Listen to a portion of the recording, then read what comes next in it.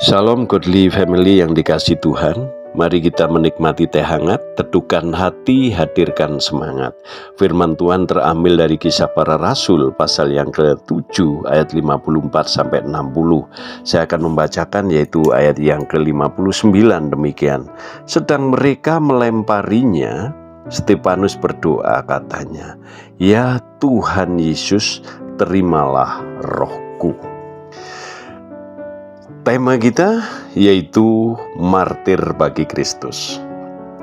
Martir adalah saksi, orang yang mati syahid karena kesaksiannya. Di sini seorang yang bernama Stefanus mati karena kesaksiannya bagi Kristus.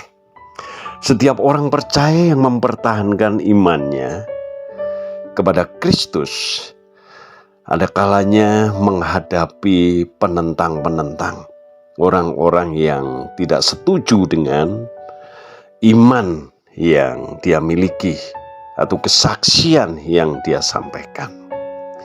Dan di sini dikatakan kriteria seorang martir yang pertama berani menyampaikan atau memberitakan kebenaran. Dikatakan bahwa kebenaran yang disampaikan yaitu Kristus itu sendiri, di mana Kristus telah mati, bangkit, dan menawarkan anugerah hidup kekal atau pengampunan dosa. Yesus katakan, "Akulah jalan, kebenaran, dan hidup. Tidak seorang pun datang kepada Bapa kalau tidak melalui aku," tidak melalui Yesus atau percaya pada Yesus. Dan berita kebenaran ini ditentang oleh tokoh-tokoh agama Yahudi, imam-imam besar. Dikatakan karena firman Tuhan hidup dan kuat dan lebih tajam daripada pedang bermata dua manapun.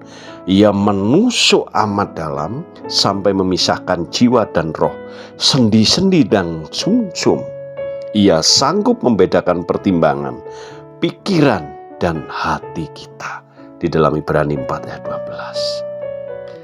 Godly Family yang dikasihi Tuhan, ketika seseorang bersaksi tentang kebenaran, dia akan melihat kemuliaan Allah, di mana Stefanus melihat Yesus berdiri di sebelah kanan Allah Bapa. Luar biasa. Mari kita menjadi saksi-saksi kebenaran di dalam setiap kehidupan kita, karena kita akan melihat yaitu pimpinan Allah di dalam setiap kehidupan kita. Yang kedua, berani hidup dalam kebenaran. Tidak hanya bersaksi tentang kebenaran, tetapi berani hidup dalam kebenaran. Berani hidup dalam kebenaran bisa juga akan mengalami penderitaan. Di situ ada penyangkalan diri, ya. Barang siapa mengikut aku, ya, dikatakan ia harus menyangkal dirinya, ya, setiap hari baru mengikut Yesus. Ada kalanya kehidupan daging ini perlu disangkal. Kehidupan daging yang kecenderungannya berbuat dosa harus disangkal. Dalam kondisi yang menderita, Stefanus tetap menyampaikan kebenaran, yaitu bersaksi tentang Yesus Kristus. Ia percaya akan janji Tuhan. Barang siapa kehilangan nyawanya, ia akan memperolehnya kembali. Penderitaan akan kebenaran yang kita hidupi akan menghidupkan kita di dalam Tuhan. Dan yang ketiga, berani mengampuni. Hidup bagi Kristus, hidup di dalam Kristus.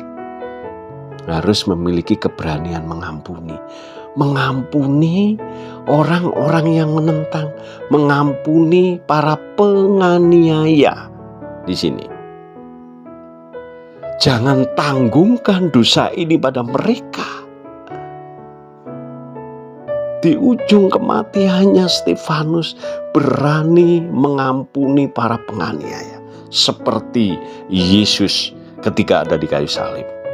Ampunilah mereka karena mereka tidak tahu apa yang mereka perbuat. Ini luar biasa. Pengampunan membuat Injil tersebar. Ada berita pengampunan di dalam Kristus. Kita sebagai orang-orang percaya juga harus berani mengampuni orang yang membuat hidup kita menderita. Saudara yang saya kasih, Godly Family, di mana setiap orang percaya memiliki kekuatan Allah untuk bisa mengampuni, melepaskan pengampunan. Karena dengan pengampunan ada damai sejahtera di dalam diri kita. Penderitaan semakin menjadi-jadi karena iman pada Kristus waktu itu.